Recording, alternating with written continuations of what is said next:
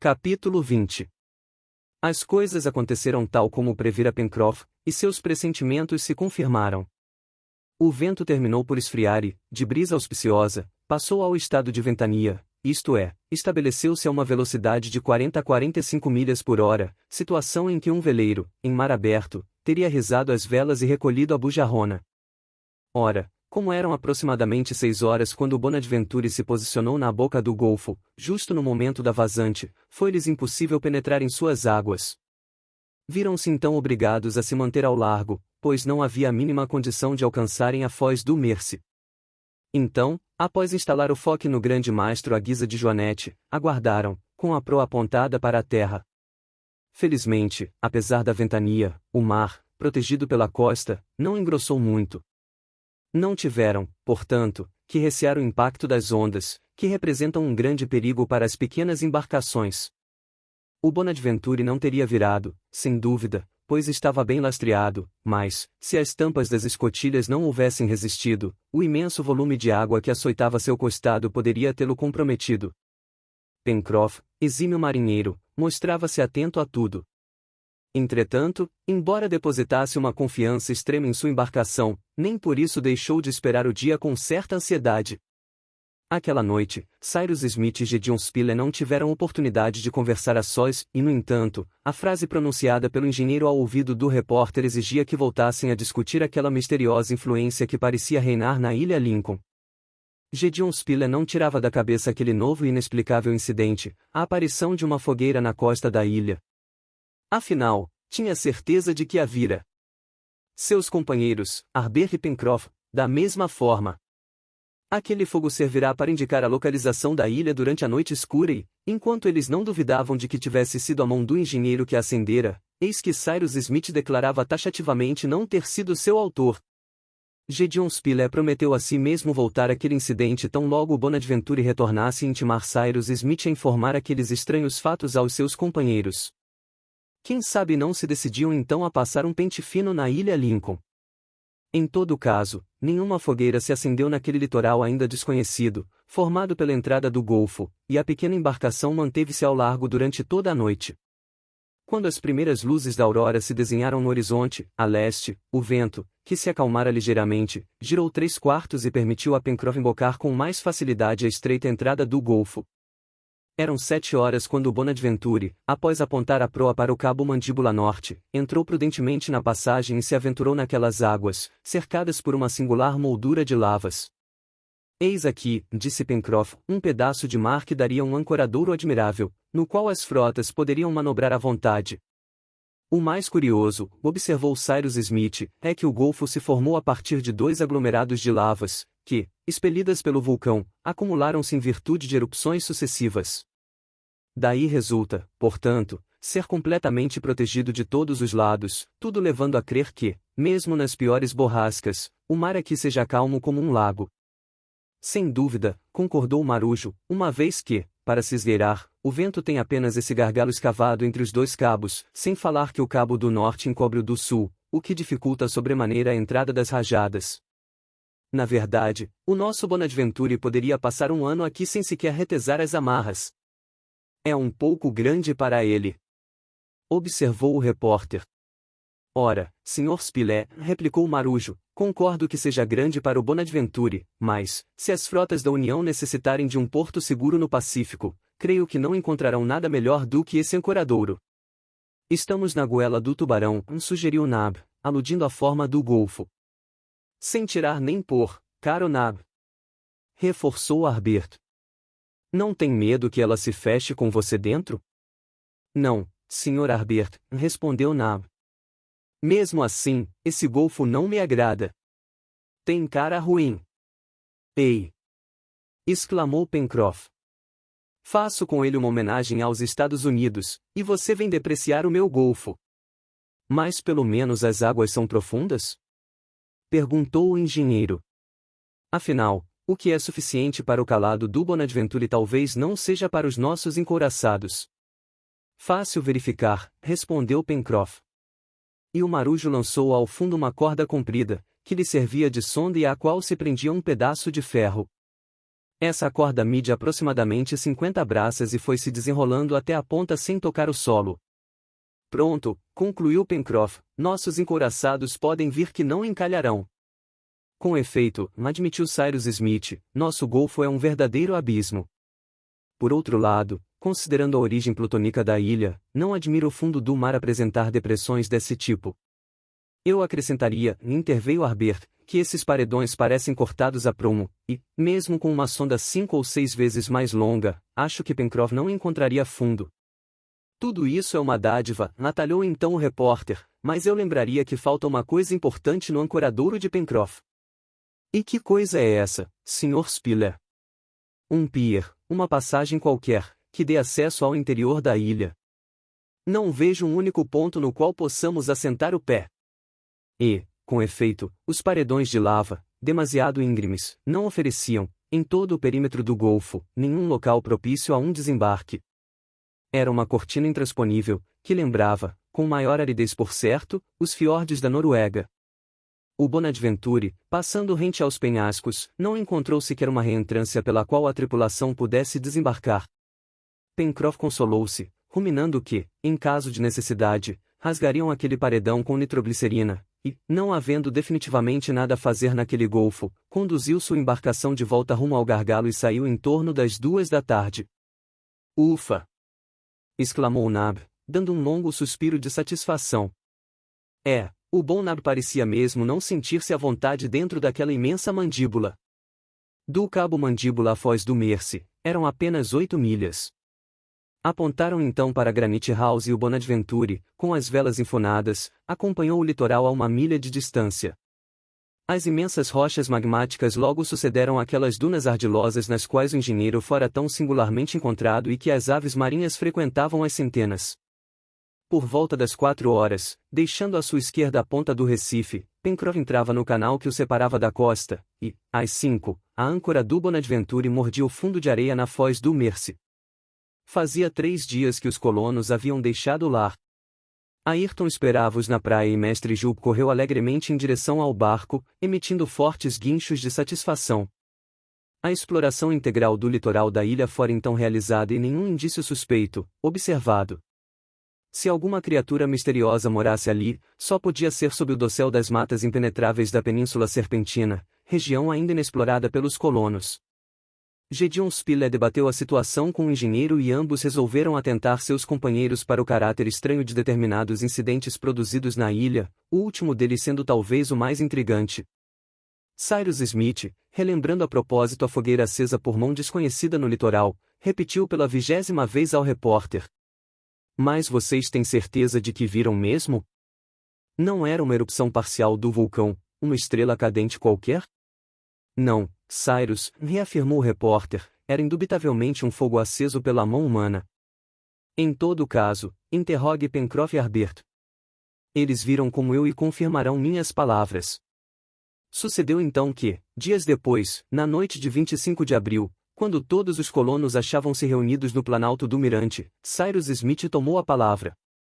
Amigos, julgo-me no dever de chamar sua atenção para determinados fenômenos ocorridos na ilha e a respeito dos quais sua opinião será bem-vinda. Esses fenômenos são, por assim dizer, sobrenaturais. Sobrenaturais! Exclamou Marujo, expelindo uma baforada do cachimbo. Está querendo dizer que a nossa ilha é sobrenatural? Não, Pencroff, mais misteriosa, seguramente, respondeu o engenheiro. A menos que possam nos explicar o que Spilett e eu não podemos compreender até aqui. Fale, Sr. Cyrus, pediu Marujo.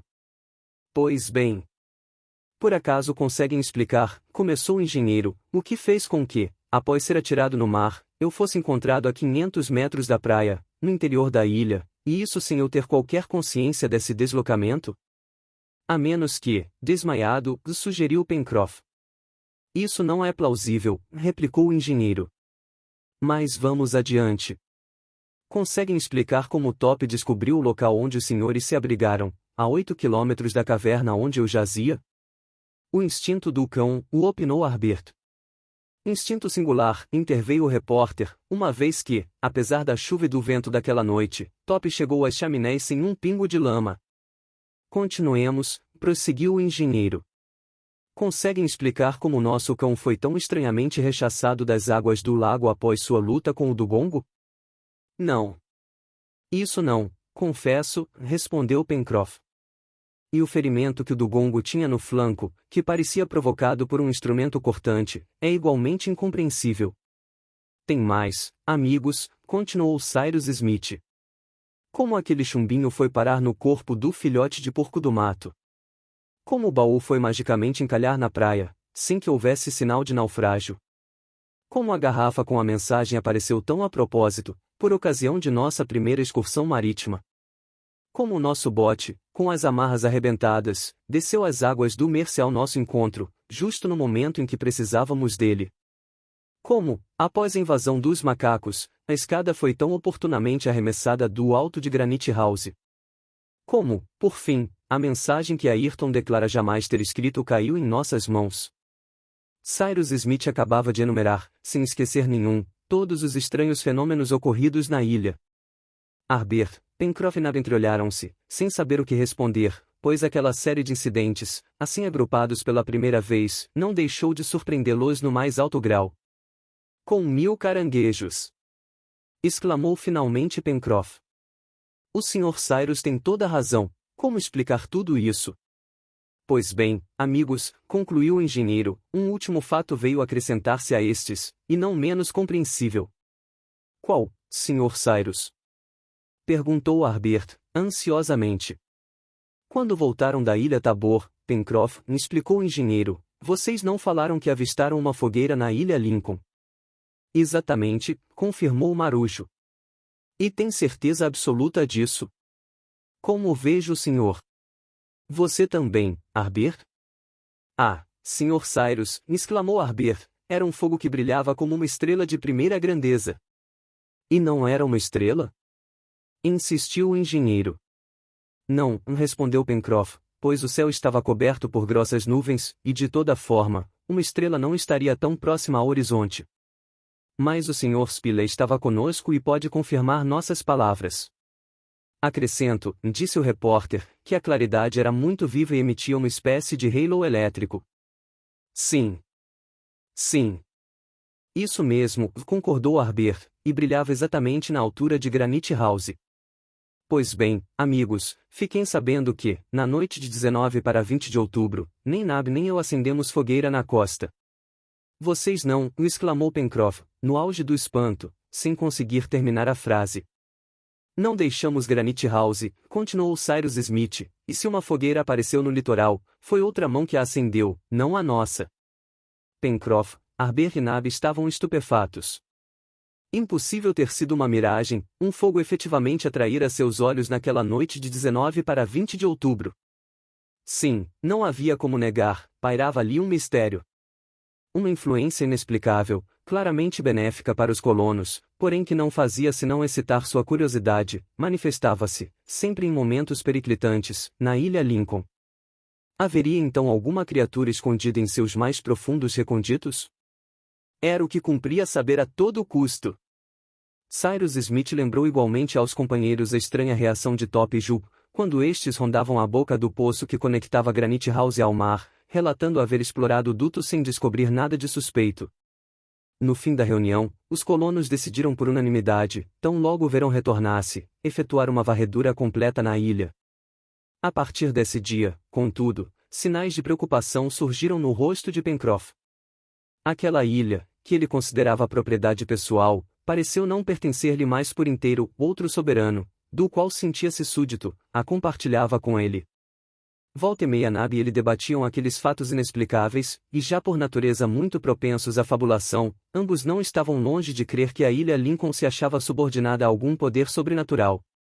Nesse ínterim o mês de maio, equivalente ao novembro das zonas boreais, se aproximava, trazendo com ele um clima adverso. O frio tinha tudo para ser severo e precoce.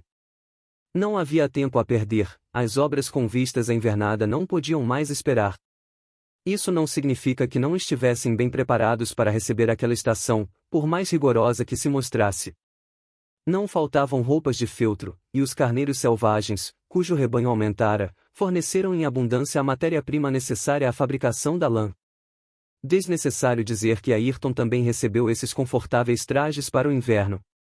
Além disso, Cyrus Smith incentivara-o a passar a estação fria em Granite House, onde estaria mais bem acomodado do que no curral, o que Ayrton prometera fazer tão logo terminasse as tarefas por lá. O que se deu em meados de abril. A partir dessa época, Ayrton aderiu à vida comunitária, mostrando-se útil em diversas circunstâncias. Contudo, sempre humilde e triste, nunca participava dos momentos recreativos do grupo. Durante a maior parte do terceiro inverno que passavam na Ilha Lincoln, os colonos permaneceram confinados em Granite House. Os temporais e borrascas eram tão terríveis que pareciam abalar a base dos rochedos da ilha. Violentas ressacas ameaçavam cobrir a ilha em toda a sua extensão e certamente teriam levado a pique qualquer navio porventura fundeado naquela zona. Por 2 vezes, durante uma dessas tormentas, o Mersey tornou-se caudaloso a ponto de ameaçar arrastar pontes e pinguelas, o que os obrigou a reforçar as da praia, que desapareciam sob as águas quando o mar quebrava no litoral. Como o leitor imagina, com razão, aqueles vendavais, comparáveis a ciclones, em que se misturavam chuva e neve, causaram grandes estragos no planalto do Mirante. O moinho e o terreiro sofreram muito, obrigando os colonos a fazer reparos urgentes, caso contrário as aves correriam sérios riscos. Por ocasião dessas intempéries, alguns casais de onças e bandos de símios se aventuravam até as franjas do planalto, gerando sempre o temor de que, impelidos pela fome, os mais ágeis e audazes conseguissem atravessar o riacho, o qual, aliás, quando congelado, oferecia-lhes fácil acesso. Sem uma vigilância constante, portanto, lavouras e animais domésticos teriam sido infalivelmente destruídos, e muitas vezes tiveram de recorrer a um disparo de fogo para manter os perigosos visitantes a respeitosa distância.